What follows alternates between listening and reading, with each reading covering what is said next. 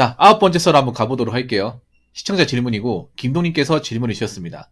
저에게 질문을 주신 김동님께 감사하다는 말씀 전해드리겠습니다. 질문 주셔서 정말 감사합니다. 썰 주제 질문 드립니다. 고인물 얘기 나왔을 때 궁금한 건데요. 향후 정년 퇴임자가 많아질 예정인데 구인구직 관련해서 어떤 변화가 있을까요? 솔직히 구직이 잘 안 돼서 궁금한 것도 있네요. 라고 했습니다. 일단 사기업은 정년 퇴임 없습니다.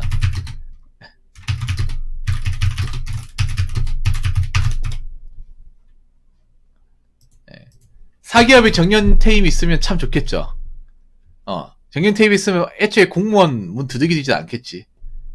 안 그래요? 물론 과거에 있었습니다. 과거에. IMF 터지기 전에 있었습니다.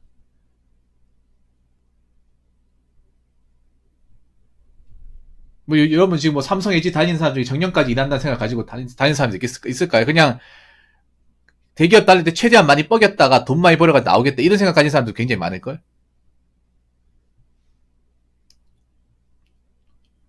다들 그거죠. 여기서 다닐 때 최대한 많이 버텼다가 버티고 받을 만큼 복지 다 누리다가 최대한 많이 모아서 나오겠다 이거지.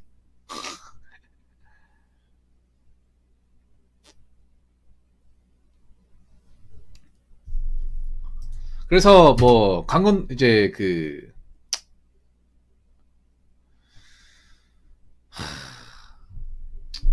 50세만 버텨도 다행이죠. 50세까지만 버텨도. 버틸 수만 있어도.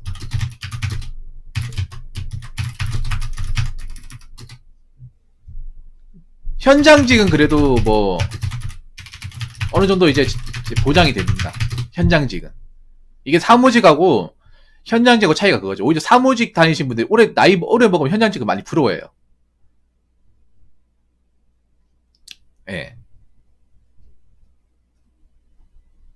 대기업 다니시는 분들이 오히려 이제 나이가 차잖아요. 나이가 차 결혼하면 현장직은 많이 부러워합니다. 젊을 땐 부러워하지 않습니다. 입사할 때는. 오히려 자기들이 낫다고 생각하죠. 근데 나이가 차고 이제 한 정년 10년 넘어가면, 그러니까 내가 다닌 지 10년 넘어가고 과장급 되면 그때부터는 좀 부러워하는 것 같더라고요. 그때부터는 이제 내가 어떻게 회사에 살아남을까 이 걱정을 좀 많이 하는 것 같아요. 과장 되면, 파트장 되면. 이제는 내가 회사에 붙고 싶다고 이제 무조건 붙어 있는 게 아니잖아요. 근데 현장직은 내가 뭐 그만두지 않는 한은 버틸 수가 있어요. 예. 아직 현장 같은 경우에는 그래도 정년까지 다닌다는 입장이 많잖아요. 한 중년기업 넘어가면 회사가 망하지 않는 한. 예. 가장 부러워하는 게 현대 아닙니까? 현대자동차. 현대자동차가 그 사무직들이 굉장히 많이 부러워해요. 아니 대놓고 부러워해 현장직. 그래서 막 그런 거 해달라고 그래. 그냥 사무직 포기하고 현장 가면 안 되겠냐고. 기아도 좀 그런 게 있고. 예. 특히 이제 나이가 차면.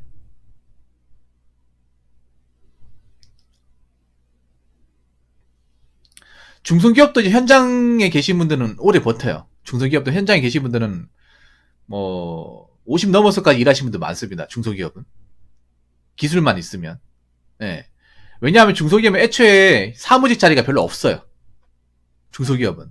남자들이 대부분 현장을 경험하고 있어요. 사무직은 현장 경험하고 있고 순수 사무직은 없습니다. 영업부서 말고는 없어요. 사무직 해봐야 그 영업하는 사람하고 뭐 사장하고 그리고 이제 사무실 아가씨들 뭐 경리 이게 답니다. 그렇기 때문에 대부분 다 현장이기 때문에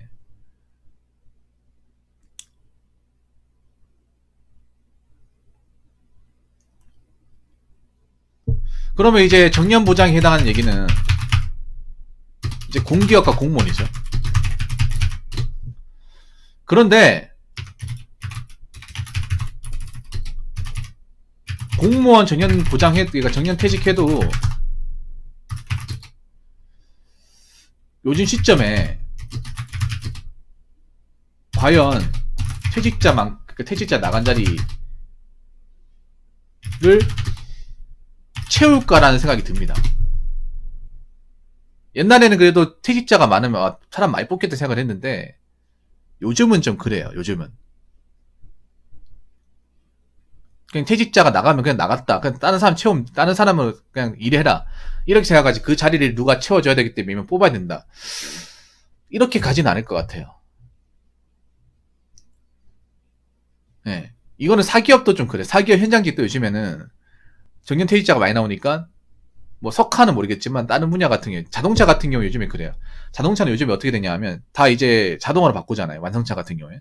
바꾸면서 기존에 남아있던 사람 정년 보장하되 정년 보장 해가지고 빈자리는 이제 안 채우려고 그래요.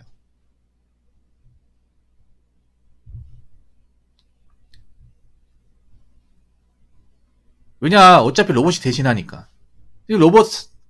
이제 로봇화 시키고 있잖아요. 완성차 같은 경우에는. 계획을 다 잡아놨어요. 노조에서도 어느 정도 이제 받아들였고. 그래서 남아있는 분들은 정년이 있죠. 남아있는 분들. 근데 남아있는 분들이 정년 퇴직하고 나서 그 빈자리 있을까요? 근데 그 빈자리를 로봇이 대신 채우기 때문에 사람 안 뽑는다는 거죠. 네. 특히 공기업은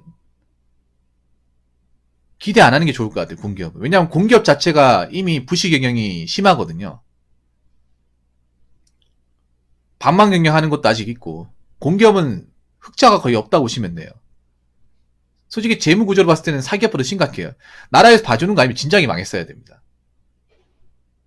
이게 사기업이었으면 진작에 망했어야 돼요. 파산했어야 됩니다.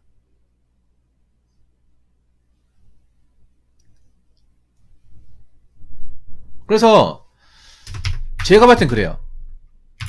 정년 퇴임자가 많아져도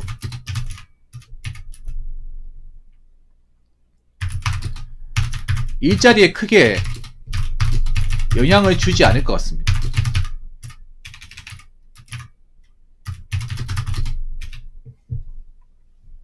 나가는 사람 나가는 사람이고 그 나가는 사람 나갔다고 해서 그 자리를 무조건 뭐 채운다. 채우는 것도 있겠지만 무조건적으로 기대하면 안 된다고 생각을 해요. 특히 공기업은 좀 미운털이 많이 박혔잖아요. 이게 문제도 많고 앞으로 점점 있잖아요. 왜 그러냐면 한번 생각해봐. 지금 기업들이 하는 방향을 좀 보면 일단 많은 기업들이 인건비에 부담을 많이 느끼고 있고 앞으로 이제 나라 경제가 어려워지면 기업들은 어떻게 되냐면 자꾸 사람을 어떻게 뽑아서 개발이나 아니면 뭐 새로운 공장을 세우는 게 아니라 기존에 있던 설비를 줄여나가려고 할 거예요. 아껴서. 긴축재정이라고 들어봤죠. 긴축재정. 지금 우리나라 경제가 좀 안 좋아지고 내년을 대비하고 있어요. 지금 보면 삼성 같은 경우에도 돈 많이 받는 사람들 다 잘라냈잖아요. 예. 네. 그러니까 삼성은 대비하고 있어요. 반도체가 이제는 재미를 다 봤기 때문에 더 이상 앞으로 반도체 사이클을 봤을 때 재미를 보기 힘들 거나 예상을 하고 있는 거예요. 그 제가 봤을 땐 잘하고 있는 겁니다. 단지 이제 그 기업을 들어가려고 하는 사람들한테는 좀 안타까운 거죠. 왜냐하면 긴축 재정을 한다는 거는 기존에 있던 직원들로 그냥 돌린다는 거고 새로운 설비를 갖추지 않겠다는 거고 그러면 사람 안 뽑는다는 소리가 되잖아요.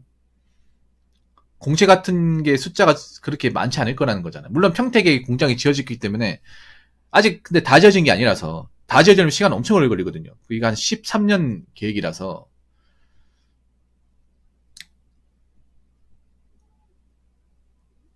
근데 다른 기업들이 더 심각하지. 삼성보다 다른 기업들이.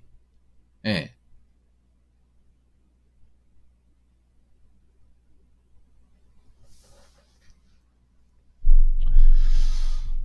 그래서 정년 퇴임자가 많아지는 거하고 일자리하고는 앞으로는 이제 연관성이 별로 그렇게 많지 않을 겁니다. 어디까지가 제 예상인데요. 이제 뭐 4차 산업 들어올 거 아니야. 대기업들은 4차 산업 완전 준비하고 있고, 예. 그리고 이제 인건비 부담이 좀 많이 심해지고, 경제가 안 좋아지고 하니까, 만약에 일자리가 많이 만들어지려면 설비 같은 것들이 계속 유지가 되고, 공장을 계속 짓고 해야 되는데, 지금 뭐 공장 짓는 데가 없잖아요. 그리고 나간 자리는 이제 기계로 채우고,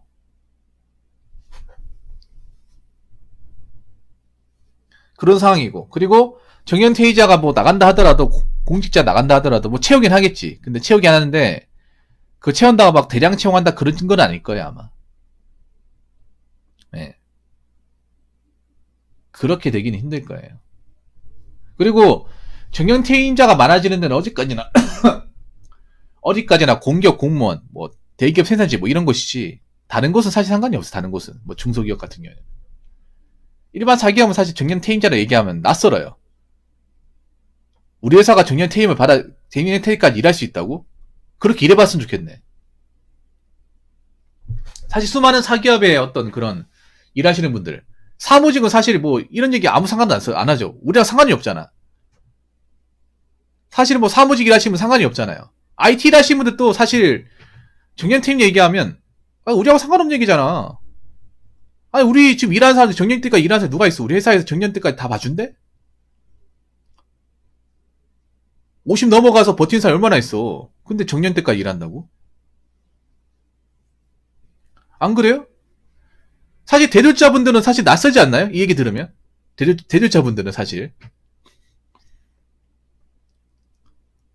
아니 사람 장난하나?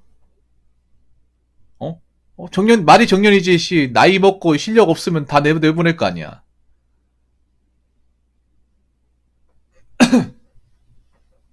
안 그래요? 일반 사람들한테 물어봐. 정년 보장되는 직장이냐 그러면 야 장난해? 언제쯤 얘기하는 거야? 일본에 있습니다. 일본은 아직도 많은 대기업들이 정년 보장이 다 됩니다. 예, 고용 보장이 다 돼요. 일본의 많은 대기업, 소니나 도요타, 샤프 같은 데는 다 정년 다 돼요. 근데 우리나라만큼 임금이 세지 않아요. 그러니까 일본은 또 구조가 뭐냐 하면 일본은 약간 대기업도 공무원하고 비슷해요. 월급이 쭉쭉 안 올라가요. 우리나라가 돈을 더 많이 받습니다. 삼성 같은 데가. 삼성은 성과로 돈을 이렇게 팍팍 주잖아요. 일본은 이미 이제 성장이 정체됐기 때문에 약간 호봉제하고 비슷합니다. 대기업 가더라도. 그러니까 처음에 많이 받는데 그 많이 받는 게 조금씩 올라가요. 그 박간의 오상님 그 유튜브 보면 있거든요. 그러니까 약간 공무원하고 비슷해. 호봉제처럼. 이렇게 우리나라 대기업 보면 이렇게 수직 상승하잖아요. 쭉쭉 올라가잖아. 대신에 정년 때까지 못 버티잖아요. 몸값 비싸니까. 근데 일본은 그게 아니에요. 처음에 좀 많이 주는데 그 많이 주는 게 상승폭이 굉장히 적어.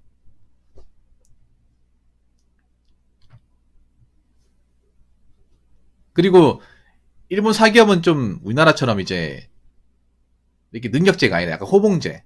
약간 그리고 약간 공무원 같이 약간 그 보수적인 고인물 같은 체계가 굉장히 갖춰져 있어요. 거의 공무원이죠, 거의. 사기업이긴 하지만 문화가 조직 문화가. 왜냐하면 나도 안 잘리지만 그 사람도 안 잘리기 때문에 고인물 같은 사람 계속 남아 있는 거잖아요.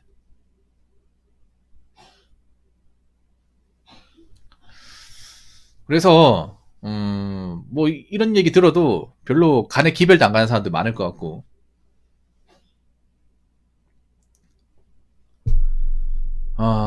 정년 퇴임하고 사기업의 일자리하고는 크게 상관없다. 뭐 공무원들은 상관 있겠네요. 공무원들. 근데 그래도 이게 대량 채용의 기회가 되지는 않을 것 같습니다. 왜냐하면 사실 공기업 공무원도 뭐 정년 보장, 그러니까 정년 퇴임하신 분들이 많아진다고 해서 그게 무조건 고용한 자리 채워질 거라 그렇게 생각하지는 않습니다. 이미 공기업이 재정이 이제 국간이 바라난 곳도 많고, 그리고 쓸데없이 인력이 많이 충원되는 것도 있고요. 공무원 같은 경우 여러분 아시잖아요. 5년간 대량 채용했잖아요. 많이 뽑았지 않습니까? 사실 너무 많이 뽑았어요. 너무 터무니없이 많이 뽑았어요. 어느 정도 적정 수치를 유지하면서 뽑아야 되는데 경제는 어려운데 말도 안 되게 뽑았잖아요.